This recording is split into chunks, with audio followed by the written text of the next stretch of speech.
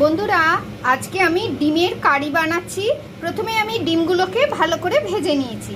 এরপর কড়াই আমি দিয়ে দিচ্ছি আস্ত গরম মশলা, শুকনো লঙ্কা, তেজপাতা।